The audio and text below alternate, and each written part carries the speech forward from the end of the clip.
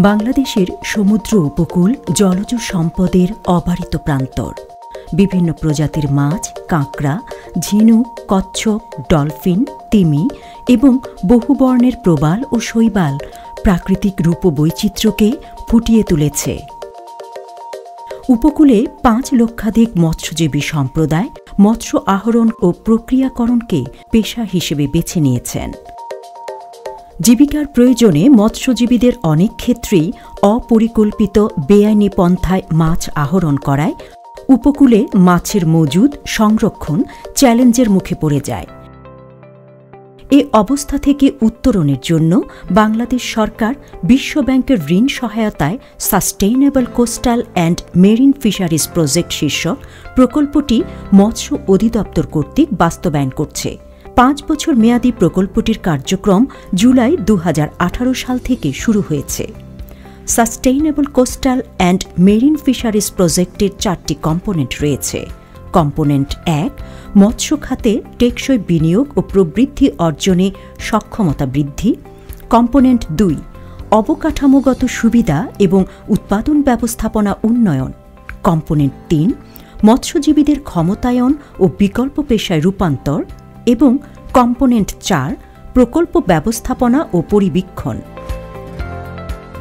প্রকল্পের ৪টি কম্পোনেন্টের মধ্যে কম্পোনেন্ট ৩-এর কার্যক্রম মৎস্য অধিদপ্তরের সহযোগিতায় সোশ্যাল ডেভেলপমেন্ট ফাউন্ডেশন SDF বাস্তবায়ন করছে।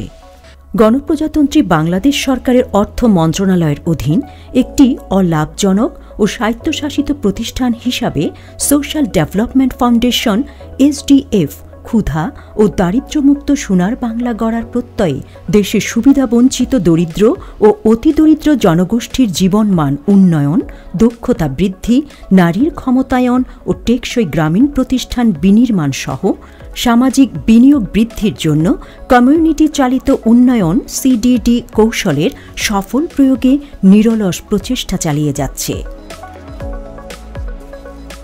প্রাথমিকভাবে গ্রাম নির্বাচনের মাধ্যমে প্রকল্পের কার্যক্রম শুরু হয়।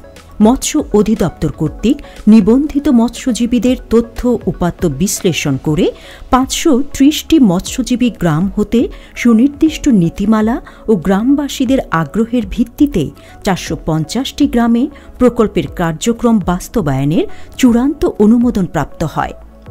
মূলত মৎস্য অধিদপ্তরের নিবন্ধিত দরিদ্র মৎস্যজীবী ও তাদের পরিবারের বেকার যুব সদস্যদেরকে প্রকল্পের সুফলভোগী হিসেবে চিহ্নিত করা হয়।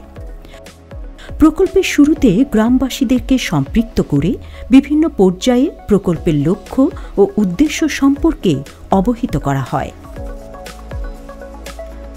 গ্রামের সকল শ্রেণী ও পেশার মানুষকে সম্পৃক্ত করে অংশগ্রহণমূলক দারিদ্র্য চিহ্নিতকরণ PIP প্রক্রিয়ায় প্রকল্পের উদ্দিষ্ট উপকারভোগী নির্বাচন করা হয়। এই ধারাবাহিকতায় নিবন্ধিত দরিদ্র ও অতিদরিদ্র মৎস্যজীবীদের সমন্বয়ে গ্রাম পর্যায়ে মৎস্যজীবী গ্রাম সংগঠন গঠিত হয় এবং উচ্চ পর্যায়ের নির্বাহী কমিটি হিসেবে মৎস্যজীবী গ্রাম সমিতি গঠন করা হয়। মৎস্যজীবী গ্রাম সমিতিকে সহায়তা করার জন্য উপ প্রকল্প কমিটি, অর্থ কমিটি, ক্রয় committee, fishers village credit organisation, সঞ্চয় committee, social audit committee, fisheries co management committee গঠন করা হয়। সকল কমিটি তাদের কাজের জন্য মৎস্যজীবী গ্রাম সংগঠন এর নিকট দায়বদ্ধ থাকে। গ্রামে বিদ্যমান স্থানীয় সম্পদ ও ঝুঁকিসমূহ বিবেচনায় বিভিন্ন পর্যায়ে অংশগ্রহণমূলক ঝুঁকি বিশ্লেষণ করে গ্রাম উন্নয়ন পরিকল্পনা তৈরি করা হয়। গ্রাম উন্নয়ন পরিকল্পনা মৎস্যজীবী গ্রাম সংগঠনের মাধ্যমে প্রাথমিকভাবে যাচাই বাছাই শেষে অনুমোদন করা হয়। অনুমোদিত প্রস্তাবনাসমূহ FVO কর্তৃক সংগঠন উন্নয়ন তহবিল, স্বাবলম্বী তহবিল এবং কমিউনিটি অবকাঠামো সহায়তা তহবিলের প্রাপ্যতার সাপেক্ষে আর্থিক বরাদ্দ প্রদানের জন্য সুপারিশ করেন। এই রাস্তাটা হলো আমাদের জেলে পরিবারের রাস্তা। এই রাস্তা দিয়ে আমরা প্রায় ২ হইতে ২.৫ হাজার লোক চলাফেরা করি। আমাদের সমিতির মাধ্যমে এই রাস্তাটা যদি আমরা করতে পারি আমাদের অনেক সুবিধা হবে, অনেক ভালো হবে। সুপারিশসমূহের আবেদনপত্র গ্রাম সংগঠনে অনুমোদনের পর প্রকল্পের সংশ্লিষ্ট উপজেলা পর্যায়ে অবস্থিত এসডিএফ অফিস এবং উপজেলা মৎস্য কর্মকর্তার সুপারিশক্রমে এসডিএফ এর আঞ্চলিক কার্যালয়ে প্রেরণ করা হয়।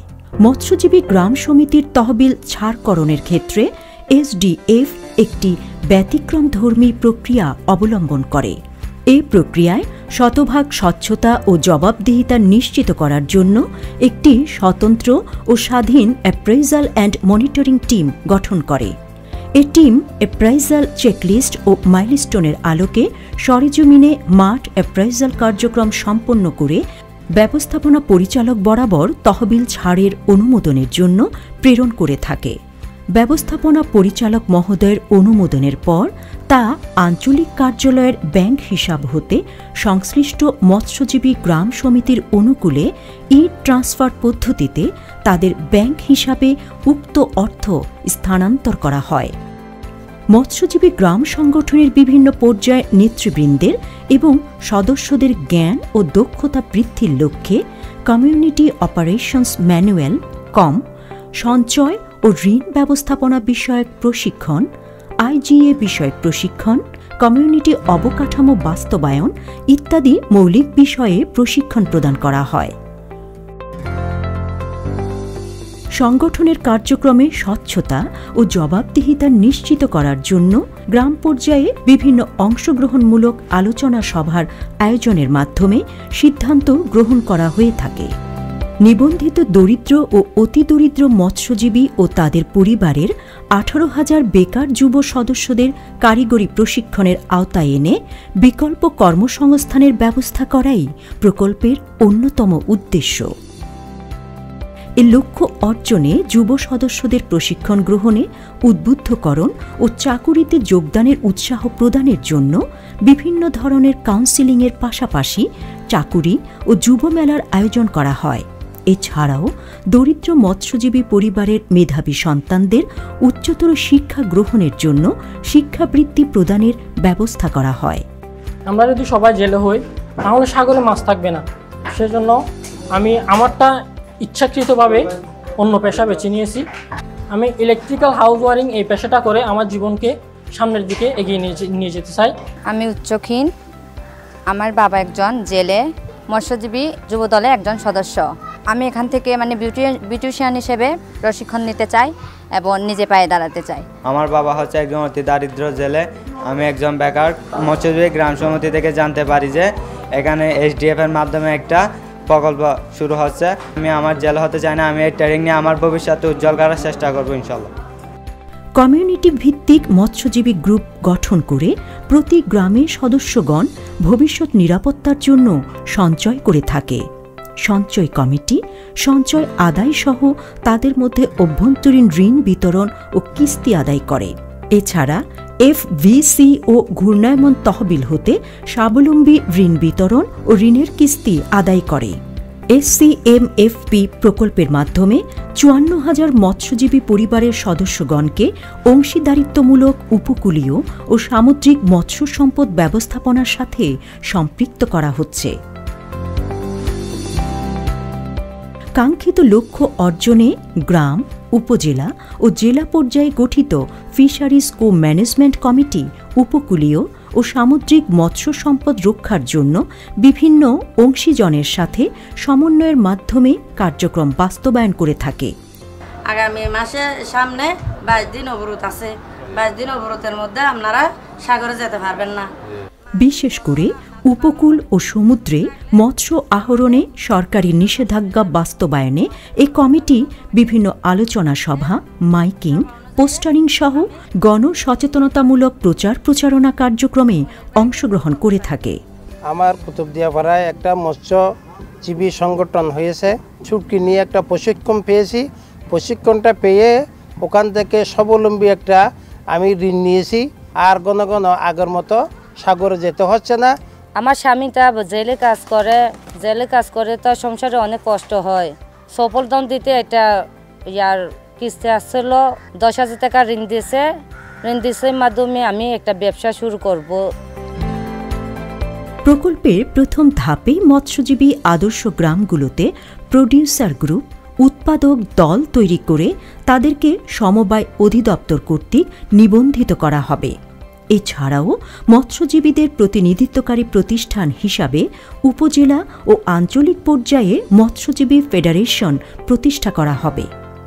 প্রকল্পটি উপকূলীয় মৎস্যজীবীদের সংগঠিত করে তাদের ক্ষমতায়ন ও জীবনমান উন্নয়নে বিকল্প পেশায় সম্পৃক্ত করে বর্তমানে অতিমাত্রায় মৎস্য আহরণের চাপ কমাবে, যা মৎস্য সম্পদের মজুদ বৃদ্ধি ও উৎপাদন বাড়াতে সহায়ক হবে। এই সকল কার্যক্রম সঠিকভাবে বাস্তবায়ন সম্পন্ন হলে দেশের সম্ভাবনাময় সুনীল অর্থনীতি গতিশীল হবে, যা জাতীয় অর্থনীতিতে গুরুত্বপূর্ণ অবদান রাখবে।